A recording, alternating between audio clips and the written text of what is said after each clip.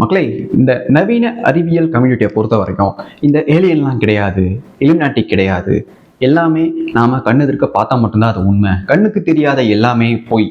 இந்த மாதிரி மெட்டீரியலிஸ்டிக் வியூவோடு தான் இவங்க இருப்பாங்க. அதனாலேயே இந்த அறிவியல் தான் எனக்கு மம்மி டேடி, மற்றதெல்லாம் வேணாம் போடின்னு சொல்லக்கூடிய இந்த அறிவியலை பின்பற்றக்கூடிய ஆட்கள் ஏலியன், இல்லுமினாட்டி, கான்ஸ்பிரசி இது எதையுமே நம்பவே மாட்டாங்க. இந்த மாதிரியான நாட்களை பொறுத்த வரைக்கும் இந்த நவீன அறிவியலால எல்லாத்தையும் விலக்கி சொல்ல முடியும்.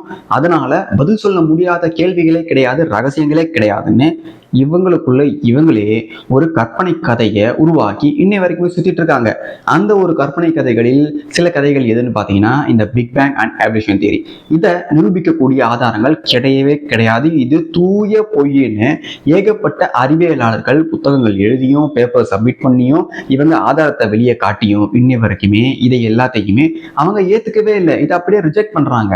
ஏன்னா இவங்க உருவாக்கி வச்சிருக்க இந்த கடவுள் இல்லாத மாடல், கடவுள் இல்லாம உருவான இந்த அண்டத்தில் நாம எல்லாம் தன்னிச்சையா உருவாகிட்டோம், நமக்கெல்லாம் எந்த ஒரு நோக்கமும் கிடையாதுன்னு சொல்லிட்டு சுத்துறவங்க தான் இந்த மெட்டீரியலிஸ்டிக் வியூ கொண்ட இந்த அறிவியல் கம்யூனிட்டியில இருக்கக்கூடியவங்க. அதையும் தாண்டி இந்த நவீன அறிவியலை பின்பற்றக்கூடிய யூடியூப் விஞ்ஞானிகளும் இது மாதிரி தான்.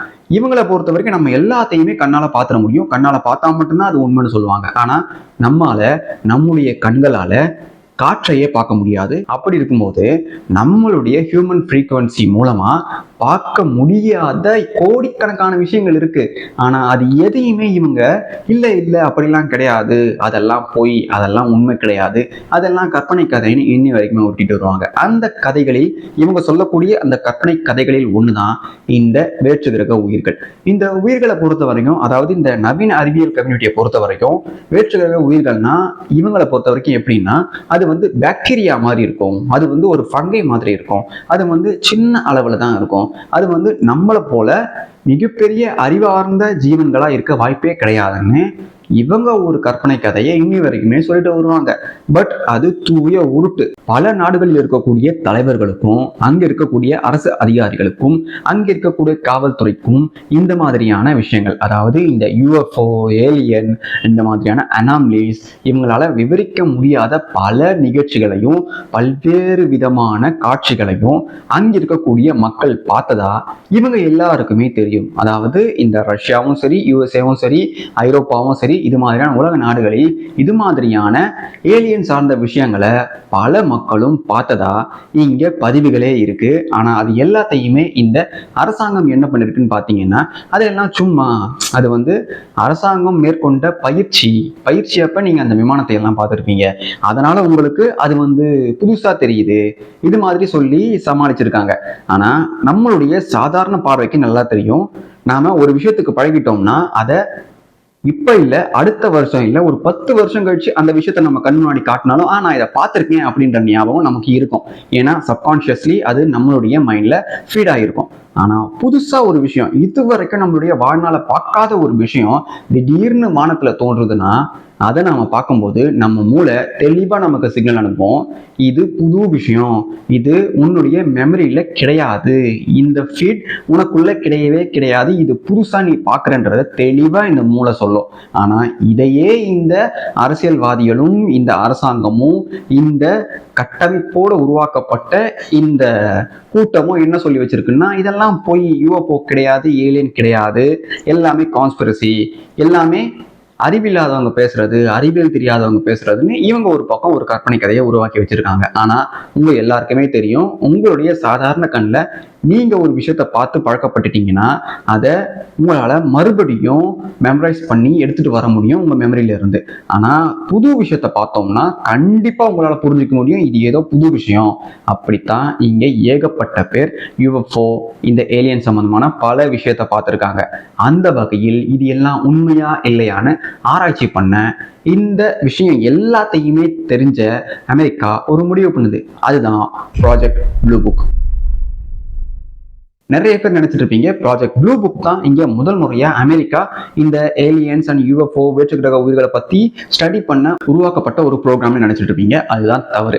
அதுக்கு முன்னாடியே 2 விதமான ப்ரோக்ராமை இங்க இவங்க உருவாக்கி அதன் மூலமா ஏகப்பட்ட தகவல்களை இவங்க சேகரிச்சிட்டாங்க. இந்த விஷயம் இந்த கான்ஸ்பிரசி பேசுறவங்களும் சரி, ஏலியன்ஸ்னு பேசுறவங்க, இந்த சயின்டிபிக் கம்யூனிட்டியில இருக்கக்கூடிய அந்த அறிவியல் தான் உண்மைன்னு பேசுற யாருக்குமே தெரியாது. ஏன்னா இதை பத்தி பேசுறோம்னு முற்படுறவங்க எதுல ஸ்டார்ட் பண்ணுவாங்கன்னு பாத்தீங்கன்னா, ஒன்னு ப்ராஜெக்ட் ப்ளூ புக், இல்லைன்னா MK Ultra. இதைத்தான் இவங்க அதிகமா பேசியிருப்பாங்களே தவிர அதுக்கு முன்னாடி இருந்த 2 ப்ராஜெக்டை பத்தி இங்க நிறைய பேருக்கு தெரியாது. US ஏர்ஃபோர்ஸ் அபிஷியலி அன்ஐடென்டிஃபைட் ஆப்ஜெக்டை பத்தின ஸ்டடியை மேற்கொள்ள இவங்க ப்ராஜெக்ட்ஸை உருவாக்குறாங்க. அதுல முதல் கட்டமா உருவாக்கப்பட்ட ப்ராஜெக்ட் எதுன்னு பாத்தீங்கன்னா ப்ராஜெக்ட் சைன். இது 1947 இருந்து 49 வரைக்கும் இவங்க இந்த ப்ராஜெக்ட் சைனை மேற்கொண்டாங்க. அதுக்கடுத்து ப்ராஜெக்ட் கிரட்ச். இதை 1949 இருந்து 1951 வரைக்கும் இவங்க இந்த ப்ராஜெக்டை பத்தி ஸ்டடி பண்ணாங்க. இதுக்கடுத்து உருவானது தான் இந்த ப்ராஜெக்ட் ப்ளூ புக். இதுதான் 1951 இருந்து 1969 ஆண்டு வரைக்கும் எக்ஸ்டென்சிவா பண்ண ஸ்டடினா அது இதுதான். ஸோ இந்த 3 விஷயத்தையும், இந்த 3 ஸ்டடியையும், இந்த 3 ஆராய்ச்சியையும் இவங்க பயங்கர தீவிரமா பண்ணிட்டு இருந்தாங்க. இது கூடவே ரஷ்யாவும் அவங்க நாட்டில் இது சம்பந்தமா ஆராய்ச்சி பண்ணிட்டு இருந்தாங்க. நாம இந்த 3 ப்ராஜெக்டை பத்தி தனித்தனியா பார்க்க போறது கிடையாது. இந்த ப்ராஜெக்ட்ஸ்லாம் இருந்த எல்லா விஷயத்தையும் பார்ட் பை பார்ட்டா ஒவ்வொரு வீடியோலையும் நாம தெளிவா பார்க்கலாம். 1969 ஆண்டு ப்ராஜெக்ட் ப்ளூ புக்கை இவங்க ஷட் டவுன் பண்ணிட்டாங்கன்னு எல்லாருக்குமே தெரியும். இது வெளிப்படையா அபிஷியலா சொன்ன விஷயம். ஆனா அன்அபிஷியலா இவங்க என்ன பண்ண ஆரம்பிச்சாங்கன்னா, இவங்க இந்த UFO ட்ராக்கிங்கையும் இந்த வேற்றுலக உயிர்கள் பற்றின ஆராய்ச்சியையும் நிறுத்தவே இல்லை. அதாவது மக்கள் கிட்ட மட்டும் நாங்க இது சம்பந்தமான விஷயங்கள் எதையுமே இனி ஆராய போறது கிடையாதுன்னு சொல்லிட்டு ரகசியமா இவங்க இது சம்பந்தமா ஆராய்ச்சி பண்ணிட்டே தான் இருக்காங்க. இப்பவும் அதை தொடர்ந்துட்டே தான் இருக்காங்க. இந்த மிலிட்டரி யூனிட்ஸ், அதாவது யூஎஸ்ல இருக்க US army, US navy, US marine corps, இது மாதிரி எல்லா மிலிட்டரி யூனிட்ஸுமே இந்த UFOவை பார்த்துருக்காங்க.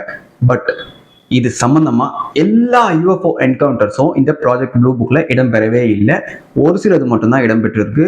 மீதி எல்லாத்தையுமே இவங்க டாப் சீக்ரெட்னு முத்திர குத்தி இவங்க கிளாசிஃபைட் டாக்குமெண்ட்ஸா வச்சிருக்காங்க. அதனாலேயே இங்க நிறைய பேரால UFOவை பார்த்த US நேவில இருந்த, US மிலிட்டரியில இருந்த ஆட்கள் சொன்னாலுமே இங்க நம்பும்படியா யாருமே அதை விளக்கி சொல்ல ஆட்களே இல்லை. ஏன்னா இங்கதான் இந்த சயின்டிபிக் கம்யூனிட்டி தன்னுடைய வேலையை பார்த்து வச்சிருக்கு. இதனால இங்க என்ன ஆகுதுன்னா, சயின்ஸ், அதாவது மாடர்ன் சயின்ஸை உள்வாங்கின நம்மளுடைய இந்த மூளை விருத்த மேதாவிகள், தடுப்பூசி போட்ட தற்குறிகள், இவங்க எல்லாரும் பொறுத்த வரைக்கும் நம்மள மாதிரியான உயிர் இந்த உலகத்திலேயே, இந்த அண்டத்திலேயே வேற எங்கும் கிடையாது. அதாவது இவ்வளவு பெரிய அண்டத்துல எங்கேயுமே நம்மை போன்ற உயிர்கள் கிடையாதுன்னு சொல்லிக்கிறதுல இந்த தற்குறிகளுக்கு மிக பெருமையா இருக்கு. ஆனா இது சம்பந்தமா ஆராய்ச்சி பண்ண பல்வேறு நாடுகளுக்கும் தெளிவா தெரியும், நாமெல்லாம் இந்த அண்டத்துல ஒரு தூசி அளவுக்கு கூட கிடையாது. நம்மை விட மிகப்பெரிய அறிவார்ந்த ஜீவிகள், அறிவி ஜீவிகள் இருக்க வாய்ப்புகள் உண்டு, இருக்கிறாங்கன்றத பல்வேறு நாடுகளுடைய தலைவர்களும் தெளிவா தெரிஞ்சு வச்சிருக்காங்க.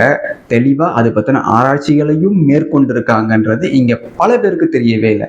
இதனாலேயே நாம எல்லாத்தையுமே இயற்கையா நடக்குது, கான்ஸ்பிரசி எதுவுமே கிடையாது, இலுமினாட்டி சதி எதுவுமே கிடையாது, எது நடந்தாலும் அது இயற்கையா நடக்குதுன்னு நாம நமக்குள்ளே ஃபிக்ஸ் பண்ணி வச்சுக்கிட்டதால இது மாதிரியான விஷயங்கள் நமக்கு புரியவே இல்லை. என்னதான் கண்ணெதிர்க்க நான் பார்த்தேன்னு ஆதாரத்தையே ஒருத்தர் எடுத்து காட்டினாலுமே அதை நம்பக்கூடிய அளவுக்கு நம்மளுடைய மூளை தயாரா இல்லை. அந்த அளவுக்கு நம்மளை கண்டிஷன் பண்ணி வச்சிருக்காங்க இந்த நவீன சயின்டிபிக் கம்யூனிட்டி சொன்ன big bang and evolution theory மூலமா.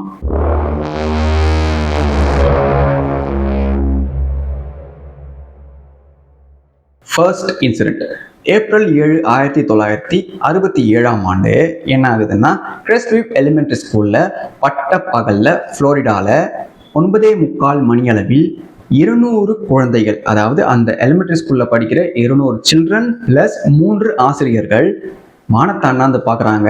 என்னடான்னு பார்த்தா ஓவல் ஷேப்ல ஒரு ஆப்ஜெக்ட் பறந்துட்டு இருக்கு. அதை பார்த்ததும் அவங்க விவரிக்க ஆரம்பிக்கிறாங்க. அது ஃபிளாட்டா இருந்தது, அதை நாங்கள் இது வரைக்கும் பார்த்ததே கிடையாது. இது வந்து புதுசா இருக்கு, அதுவும் ஒரு தடவை இல்லை, அதே மாதிரி வெள்ளிக்கிழமை அடுத்த வாரமும் இவங்க பார்த்துருக்காங்க இந்த ஆப்ஜெக்டை. ஸோ இந்த இடத்துல ஐ விட்னஸ் பார்த்தீங்கன்னா ஒருத்தர் 2 பேர் கிடையாது, இங்க இருக்கிறவங்க மனநலம் பாதிக்கப்பட்டவங்களும் கிடையாது, இங்க 200 குழந்தைகள் பிளஸ் 3 அடல்ட் டீச்சர்ஸ். இவங்க அதை பார்த்துட்டு அங்கே இருந்த ஏர்ஃபோர்ஸ் பேஸ் ஆஃபீஸர்ஸ் கிட்ட இது எல்லாத்தையும் விளக்கி சொல்றாங்க. இதை அவங்களால எப்படி விளக்கி சொல்றதுன்னு கூட தெரியாத அளவுக்கு ஆச்சரியத்தில் அந்த ஆஃபீஸர்ஸ் கிட்ட இவங்க எல்லாத்தையுமே எக்ஸ்பிளைன் பண்ணியிருக்காங்க. இது ஓவல் ஷேப்ல இருந்தது, இந்த கலர்ல இருந்தது, ஃபிளாட்டா இருந்தது, இது மாதிரி பறந்தது, இந்த மாதிரி நாங்கள் பார்த்ததே கிடையாதுன்றத எல்லாத்தையுமே விலாவாரியா அவங்க சொல்றாங்க. இந்த டீச்சர்ஸ் மிலிட்ரி பர்சனல் கிட்ட இந்த மாதிரி பேசிட்டு இருக்காங்க. அப்ப இன்னொரு விஷயத்த இன்னொரு டீச்சர் சொல்றாங்க. என்னன்னா, இந்த ஓவல் ஷேப் ஆப்ஜெக்ட் இந்த பள்ளியுடைய வடக்கில் இருந்த ஒரு இடத்தில், வடக்கு பகுதியில இது லேண்ட் ஆகுதான். லேண்ட் ஆனதுமே கொஞ்ச நேரத்திலேயே ராணுவ வீரர்கள் இங்க வந்துட்டாங்க. இங்க வந்து அவங்க சேஃப்கார்ட் பண்ண ஆரம்பிச்சாங்க, எல்லாரையுமே இவங்க உள்ள போக சொன்னாங்க. இந்த விஷயத்த ஒரு டீச்சர் சொல்லியிருக்காங்க. அதே மாதிரி இங்க இருந்த மாணவர்கள் சின்ன பசங்க தான் இருந்தாலுமே அவங்க நாங்க என்ன பார்த்தோன்றதை தெளிவா சொல்றாங்க. மேலே இது மாதிரியான ஓவல் ஷேப் ஆப்ஜெக்ட் எங்களை நோக்கி இறங்கி வந்ததை நாங்க பார்த்து அவ்வளவு சந்தோஷமா இருந்தோம், நாங்க டான்ஸ்லாம் ஆடிட்டு இருந்தோம். ஆனா சில பசங்க, ரொம்ப சின்ன பசங்களா இருந்தவங்க பயந்து கிளாஸ் ரூம்குள்ள ஓடிட்டாங்க. நாங்க எல்லாருமே வரிசையா நின்று இந்த சம்பவத்தை பார்த்தோம். இந்த விஷயத்த உறுதி செய்யும் விதமா அங்கிருந்த ஒரு சிட்டிசன், அங்க வாழக்கூடிய அந்த பள்ளிக்கூடத்தை சேர்ந்த, அந்த பள்ளிக்கூடத்தின் பக்கத்தில் இருக்கக்கூடிய மிஸ் ட்ராசர் என்பவங்க என்ன பண்ணியிருக்காங்கன்னா, இந்த ஆப்ஜெக்டை இவங்களும் கண்ணால பார்த்துருக்காங்க, அந்த பள்ளி மாணவர்களோடும் ஆசிரியர்களோடும் சேர்ந்தே. அதனால இது வந்து பொய், இதை பார்த்தவங்களுக்கு மனநிலை சரியில்லை, இது எல்லாம் கற்பனை கதை, இது இராணுவத்துடைய ஒரு எக்ஸ்பெரிமெண்ட்னு சொல்லி தப்பிக்கவே முடியாது. ஆனாலும் இந்த விஷயத்த நாம யாருக்கிட்டையாவது சொன்னா இவன் வந்து கான்ஸ்பிரசி பேசுறான், இவனுக்கு அறிவியல் தெரியல, இவனுக்கு இந்த மாதிரியான விஷயங்கள் எல்லாம் கற்பனைன்னு கூட தெரியலன்னு நம்மளை கடிக்க வருவானுங்க. பட் அங்க இருந்த 200 குழந்தைகளும் 3 ஆசிரியரும் இன்னொரு பிரைவேட் சிட்டிசனான அங்க வாழக்கூடிய ஒரு அமெரிக்க குடியுரிமை பெற்ற ஒரு அமெரிக்க வாசியும் அதை பார்த்து உண்மைன்னு சொல்றாரு. அவ்வளவு ஆதாரங்கள் இருந்தும் இதை நாம எடுத்து சொன்னா, இந்த அறிவியலை பின்பற்றக்கூடிய மெட்டீரியலிஸ்டிக் வியூ கொண்டவங்கன்னு சொன்னேன் இல்லையா, இந்த யூடியூப் விஞ்ஞானிகள் மாதிரியான நிறைய பேர் இருக்காங்க. அவங்க வந்து சீச்சி அதெல்லாம் உண்மை கிடையாதுங்க, அதெல்லாம் சும்மா கற்பனை, அமெரிக்கா வந்து விளையாடுதுன்னு இந்த 200 பேரோட சேர்த்து நம்மளையும் முட்டாள்களாக்குற வேலையை தான் இந்த மிகப்பெரிய பூஸ்டர் டோஸ் கோமாளிகள் பார்த்துட்டு இருப்பாங்க. ஆனா இந்த விஷயம் 1967 பதிவு செய்யப்பட்ட வரலாறு. தீவிரமா யுஎஃப்ஓ பத்தின ஆராய்ச்சி போயிட்டு இருக்கு. 1955 இருந்து 1970 வரைக்கும் பாத்தீங்கன்னா ஏரியல் ஃபெனாமெனா ரிசர்ச் ஆர்கனைசேஷன், அதாவது APROன்னு ஒரு அமைப்பு இந்த மாதிரியான விஷயத்த கையில் எடுத்து பயங்கரமா மாசம் இந்த உலக அளவுல எங்கெல்லாம் யுஎஃப்ஓ சைட்டிங்ஸ் இது மாதிரியான அனாமலிஸ் நடக்குதோ அது எல்லாத்தையுமே மேகசீன்ல இவங்க வெளியிட ஆரம்பிச்சாங்க. இன்னொரு பக்கம் யுஎஸ் நேவி அவங்களும் இது சம்பந்தமான எல்லா விஷயத்தையுமே தீவிரமா ஆராய ஆரம்பிச்சாங்க. அந்த நேரத்துல செக்ரட்டரி கிம்பல் என்ன பண்றாருன்னா, அட்மிரல் கேல்வின் போல்சர் கிட்ட தெளிவா ஒரு விஷயம் சொல்றாரு. அது என்னன்னா, இது வரைக்கும் நமக்கு கிடைச்ச இந்த தகவல்கள் எல்லாத்தையுமே உடனடியா எனக்கு அனுப்புங்க, இனி இது மாதிரி எந்த விஷயம் நடந்தாலும் உடனடியா எனக்கு அனுப்புங்க. ஆனா இந்த உண்மையான தகவல்களை 2 காப்பியா நீங்க எடுக்கணும், அதுல ஒண்ணை வந்து டூப்ளிகேட் ஆக்குங்க. அதுல இருந்த எல்லா தகவல்களையும் என்ன பண்ணணும்னா, இது உண்மை கிடையாது, உண்மைக்கு மாறா உண்மைக்கு எதிராக இருக்கிற மாதிரியான சில விஷயங்களை நீங்க அதில் சித்தரித்து அதை நீங்க ஒரு காப்பியா வச்சுக்கோங்க, மீதி உண்மையான காப்பீஸ் எல்லாத்தையுமே என்கிட்ட அனுப்புங்கன்னு இவர் தெளிவான உத்தரவை போடுறாரு. இதுல இருந்து இவங்க ஒரு விஷயத்த நமக்கு உணர்த்துறாங்க. ஆரம்பத்தில இருந்தே இந்த வேற்றுலகம் சம்பந்தமான விஷயத்தையும் யூஎஃப்ஓ சம்பந்தமான விஷயத்தையுமே இவங்க இந்த மக்களுக்கு வெளிப்படுத்தணும்னு இந்த வேலையை பண்ணவே இல்லை. அதற்கு பதிலா இதுல வேற ஏதோ ஆதாயத்தை தேடித்தான் இவங்க இந்த ப்ராஜெக்டை பயங்கர தீவிரமா மேற்கொண்டிருக்காங்க. ஆக மக்களுக்கு நாம உண்மையை சொல்லிடவே கூடாது, நாம பொய்யை மட்டுமே இவங்களுக்கு சொல்லி இவங்களை இதுல இன்ட்ரெஸ்டா வச்சுக்கிட்டு இருக்கணும்னு இவங்க திட்டம் போட்டு முதல் வேலையா என்ன பண்ணாங்கன்னா, ஏர்ஃபோர்ஸ்ல வேலை செய்யக்கூடிய யாருமே இது மாதிரியான யூஎஃப்ஓ சைட்டிங்ஸை இல்லை யூஎஃப்ஓ கான்டாக்டை உங்களுக்கு ஏற்பட்டால் அதை நீங்கள் பப்ளிக்கில் சொல்லக்கூடாது. எந்த ஒரு மீடியாவுக்கும் நீங்கள் சொல்லிடக்கூடாது. எங்கேயுமே இதை பற்றி பேசக்கூடாது. ஒன் அண்ட் ஒன்லி உங்களுடைய தலைமைக்கு மட்டும்தான் இதை பற்றின ரிப்போர்ட்டை நீங்கள் தரணும் அப்படின்னு சொல்லியிருந்தாங்க. ஆனால் 1957ஆம் ஆண்டு 6 இராணுவ வீரர்கள், அதாவது ஏர்ஃபோர்ஸை சேர்ந்த வீரர்கள் ஒரு யூஎஃப்ஓவை பார்க்குறாங்க. அதனுடைய பிரகாசம் இவங்களை பயங்கரமாக ஈர்த்திருக்கு. அது எப்படி இருந்ததுன்னு இவங்க பார்த்து ஆச்சரியப்பட்டிருக்காங்க, அலண்டு போயிருக்காங்க. அதை பார்த்ததும் இவங்க என்ன பண்ணிட்டாங்கன்னா, இந்த விஷயத்த, அதாவது யுஎஸ் நேவி சொன்ன இந்த விஷயத்த மீறி இவங்க போய் அங்கே இருக்க லோக்கல் நியூஸ்க்கு சொல்லிட்டாங்க. இந்த விஷயம் யுஎஸ் தலைமைக்கு தெரிய வந்ததும், இது மாதிரி இனி யாராவது பண்ணா அவங்க மேல டிசிப்ளினரி ஆக்ஷன் எடுக்கப்படும்னு எல்லா வீரர்களையும் இவங்க மிரட்டி அடிபணிய வச்சாங்க. ஆனா நல்வாய்ப்பா நமக்கு இந்த விஷயம் 1957 நடந்த இந்த விஷயம் வெளிவந்ததால இவங்க இதை சொல்லக்கூடிய ஆட்கள் மேல இப்பேற்பட்ட ஆக்ஷன்ஸ் எடுக்கிறாங்கன்ற விஷயமும் அன்னைக்கு அமெரிக்காவில் எல்லா மக்களுக்கும் தெரிய வந்தது. இருந்தாலும் அவங்களை யாருமே இதை செய்ய முடியாது இல்லையா? அதனால இந்த மாதிரியான விஷயத்த அதுக்கப்புறம் எல்லாருமே என்ன பண்ண ஆரம்பிச்சாங்கன்னா, தங்களுடைய தலைமைக்கு சொல்ல ஆரம்பிச்சாங்க. பப்ளிக்ல இருக்கக்கூடிய இது மாதிரியான லோக்கல் நியூஸ் சேனல்ஸ்க்கும் சொல்லவே இல்லை, சொல்றதை நிறுத்திட்டாங்க. இந்த ஏலியன்ஸ் யூஎஃப்ஓ பத்தின உண்மையான சம்பவங்களை வெளிக்கொண்டு வந்த ஹீரோஸ் பத்தி நாம பார்ப்போம். அதுல முதல் ஹீரோ கேப்டன் எட்வர்ட் ஜே ரூபில்ட். இவர் தான் ப்ராஜெக்ட் ப்ளூ புக்ல தலைமை அதிகாரியா இருந்து வேலை செஞ்சவர். அவர் ஒரு புத்தகத்தையே பப்ளிஷ் பண்ணியிருக்காரு. அதுல தெளிவா ஒரு விஷயத்த மென்ஷன் பண்ணியிருக்காரு. என்ன மென்ஷன் பண்ணியிருக்காருன்னா, நம்ம கிட்ட இருக்க டெக்னாலஜியை பீட் பண்ணக்கூடிய அளவுக்கான டெக்னாலஜி இந்த உலகத்திலேயே எதுவுமே கிடையாது. அப்படித்தான் நான் நினைச்சிட்டு இருந்தேன். ஆனா இந்த மாதிரியான விஷயத்தை பார்த்த மக்கள் சொன்னதை நான் அப்படியே ஏத்துக்கவே இல்லை. நான் சந்தேகத்தோடு தான் பார்த்தேன், 100% நம்பவே இல்லை. இருந்தாலும் என்னைக்கு என்னுடைய எண்ணம் மாறுச்சுன்னா, நானே என் கண்ணால இந்த விஷயங்களை பார்த்ததுக்கு அப்புறம் தான் எனக்கே இது தெரிய வந்தது. நம்முடைய டெக்னாலஜி எதுவுமே அவங்களுடைய டெக்னாலஜிக்கு ஈடு கொடுக்கவே முடியாதுன்றத நான் அன்னைக்கு தான் புரிஞ்சுக்கிட்டேன்னு தன்னுடைய புத்தகமான த அன்ஐடென்டிஃபைட் ஆப்ஜெக்ட் ரிப்போர்ட்ஸ் அப்படின்ற புத்தகத்துல இவர் தெளிவா எழுதியிருக்காரு. இது கூடவே இன்னொரு விஷயத்த சொல்றாரு. அது என்னன்னா, இந்த பூமியில இருக்கக்கூடிய எல்லா சயின்டிஸ்டையும், எல்லா அதிநவீன டெக்னாலஜியை தெரிஞ்சவங்களையும், எல்லா விஷயத்தையும் தெரிஞ்சவங்களையும் நான் கூப்பிட்டு இதை பற்றி ஆராய்ச்சி பண்ணணும்னு கேட்டேன். ஆனாலுமே அவங்க யாராலையுமே இது சம்பந்தமா எந்த ஒரு விளக்கத்தையுமே தர முடியலை. இன்னை வரைக்குமே அது அன்னோன் ஆப்ஜெக்டாக தான் நமக்கு இருந்து வருது. அதனால அதை மிஞ்சக்கூடிய அளவுக்கான டெக்னாலஜி நம்முடைய பூமியில் இல்லைன்றத தெளிவா எழுதியிருக்காரு. அதே மாதிரி இன்னொரு விஷயத்தையும் கிளியரா சொல்றாரு. லொபாக் லைட்ஸ் யூஎஃப்ஓ ஈவெண்ட், இது ஒரு நிகழ்வு. இந்த யூஎஃப்ஓ பாத்தீங்கன்னா ஒரு வித்தியாசமான யூஎஃப்ஓ.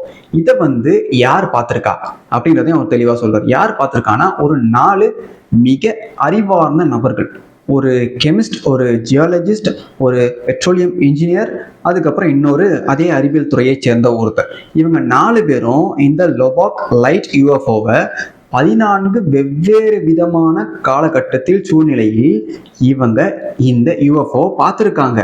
இவங்க சாதாரணமான மக்கள் கிடையாது. உங்களுக்கே தெரியும், இவங்க ஒரு ரெப்யூட்டட் டிகிரி வாங்கின நல்ல காலேஜ்ல படிச்ச அறிவார்ந்த நபர்களா சமுதாயத்தில் கருதப்படும் நபர்கள். இவங்களே இதை நாங்க 14 முறை பார்த்திருக்கோம்னு இவர்கிட்ட சொல்லியிருக்காங்க. இவங்க மட்டும் கிடையாது, இந்த விஷயத்த நூற்றுக்கணக்கான மக்கள் போட்டோஸும் எடுத்திருக்காங்க. இதை நான் பார்க்காம இருந்திருந்தா கூட நம்பியிருக்க மாட்டேன். ஆனா இவங்க சொன்னதுக்கு அப்புறம் கூட நான் அதை சந்தேகத்தோட தான் பார்த்தேன்.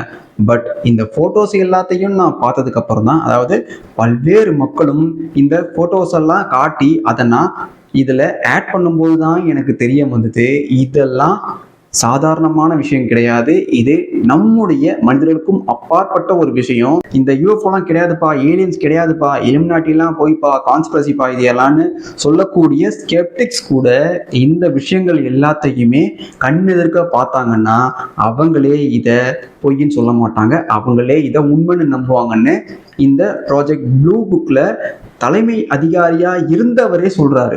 தலைமை அதிகாரியா இருந்தவரே இவ்வளவு விஷயத்த சொல்லியும் இங்க உள்ளூர்ல யூடியூப்ல உட்கார்ந்து அறிவியல் ஆய்வாளரான மிகப்பெரிய இந்த பூஸ்டர் டோஸ் கோமாளிகள் எல்லாமே இது பொய்ன்னு பேசிட்டு சுத்துவாங்க.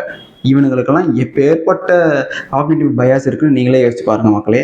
அடுத்த வீடியோல இன்னும் நிறைய விஷயத்த நாம தெளிவா பார்ப்போம்.